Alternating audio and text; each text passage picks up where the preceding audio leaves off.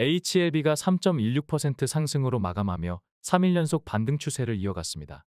거래량 또한 180만 주로 증가하며 출량파가 평소 변곡의 기준으로 삼는 60일 이평을 상회하였습니다. 오늘은 최근 출량파가 제시해왔던 변곡점을 반추해보며 향후 대응 전략을 제시해보겠습니다. 5월 18일에는 개인 투자자들이 신봉하는 5일선을 깨는 음봉이 나왔기 때문에 많은 개인들이 실망 매물을 쏟아냈었습니다. 그러나 출량파는 당일 업로드한 방송을 통해서 추세적으로 전혀 문제될 것이 없으며 오히려 5월 19일은 역대급 매수 기회라는 것을 강조하며 추가 매수를 독려하기도 하였습니다. 5월 19일에는 예고한 대로 HLB 제약을 제외하고 주요 HLB 그룹주를 장전 방송을 통해서 공식적으로 추천하였습니다. HLB 테라퓨틱스를 위시해서 추천한 HLB 그룹주들은 단기 바닥을 형성하며 적지 않은 반등이 나와주고 있습니다. 당시 추천 종목에서 제외했던 HLB 제약은 18,000원대의 저항을 이유로 유일하게 추천하지 않았는데 역시나 그룹주 중에서 유일하게 반등하지 못하고 추가적으로 하락하고 있는 상황입니다.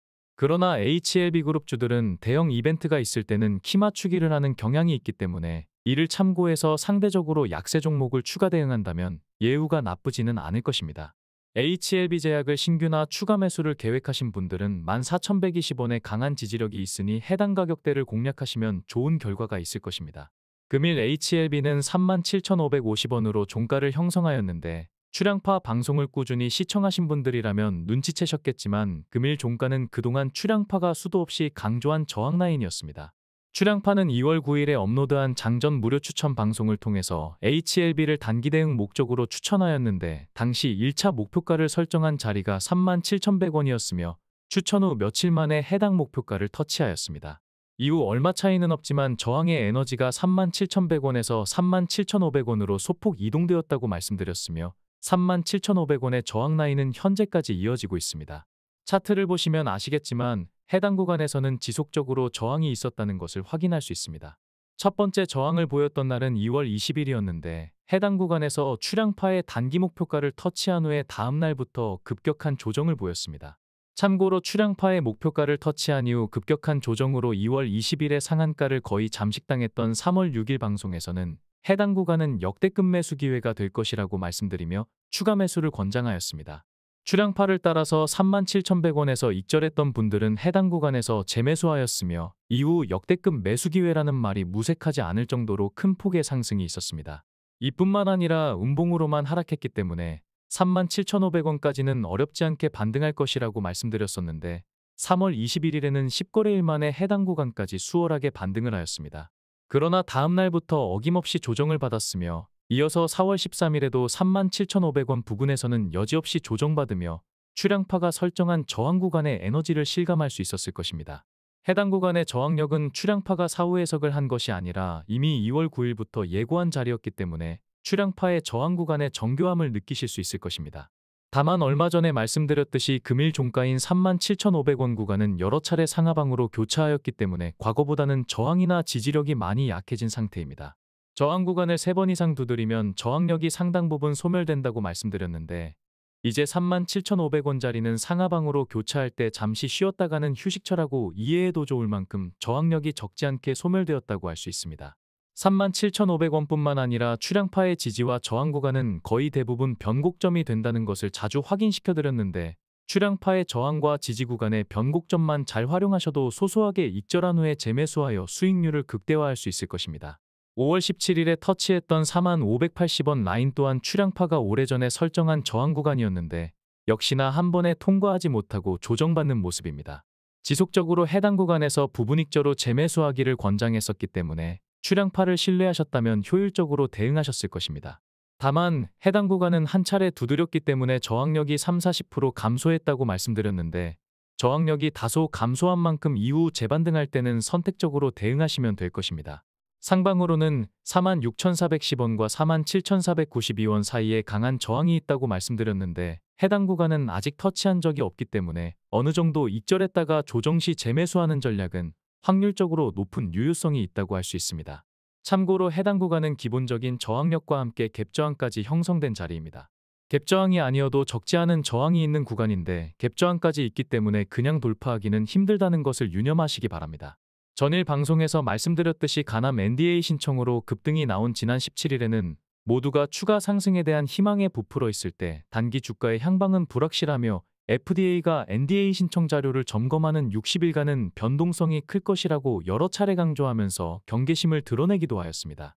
변동성이라는 것은 급등했을 때 하방 압력이 거세지고 급락했을 때는 상승 압력이 거세지는데 역시나 다음날 대형 음봉으로 마감하며 추량파가 제기한 변동성은 단순히 기우가 아니라는 것을 입증하였습니다.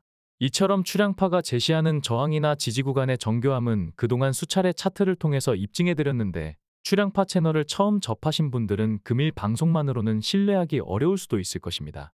추량파의 이전 방송들을 시청하셔서 그동안 제시했던 저항과 지지라인의 유효성을 확인해 볼 것을 권장드리며 추량파에 대한 신뢰가 생겼다면 앞으로는 추량파가 제시하는 저항과 지지라인에서 효율적으로 대응하여 수익률을 극대화하는 계기로 활용해 보실 것을 권장하겠습니다.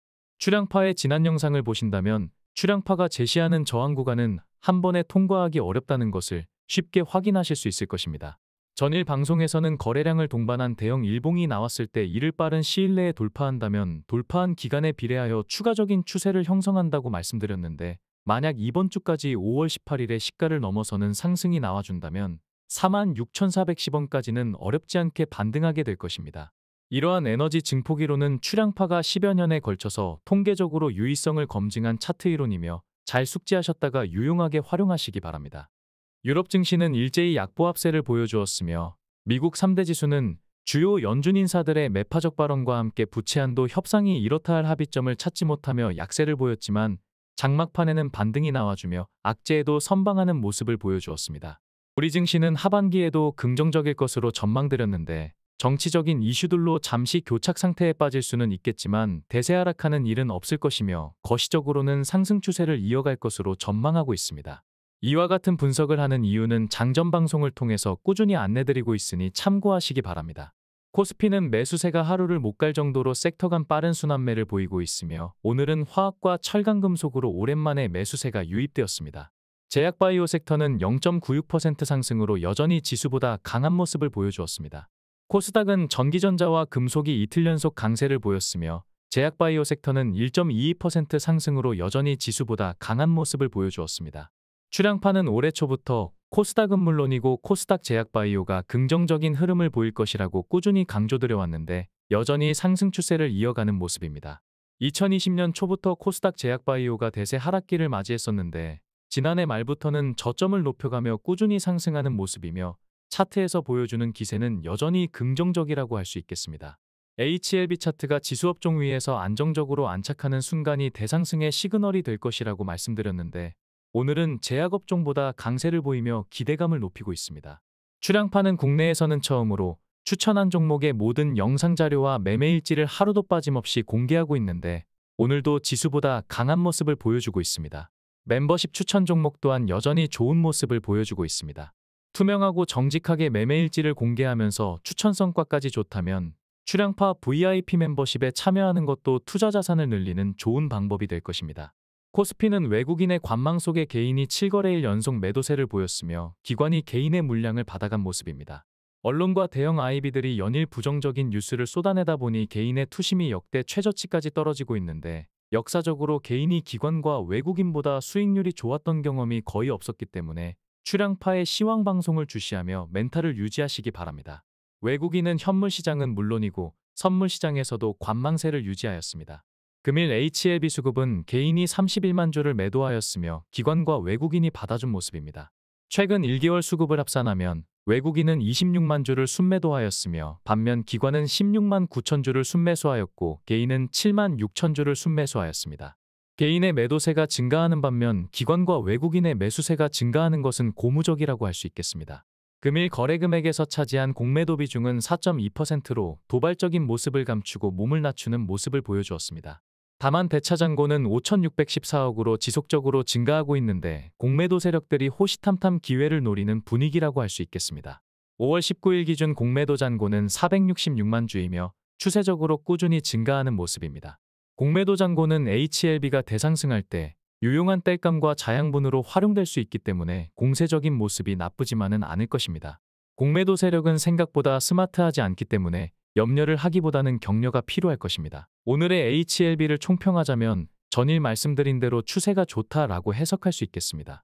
출향파가 지속적으로 강조드린 변곡점에서는 소소하게 익절했다가 조정 시 재매수하는 전략을 적극적으로 활용해 보실 것을 다시 한번 권장하겠습니다. HLB에서 대상승이 나오면 장중에 유튜브 커뮤니티나 텔레그램 채널을 통해서 고점 대응 방안을 안내드릴 예정입니다. 출향파 유튜브를 구독하거나 알림을 설정해 두시면 출향파의 장중 메시지를 신속하게 수신하실 수 있을 것이니 참고하시기 바랍니다. 이상으로 금일 방송을 마치겠습니다.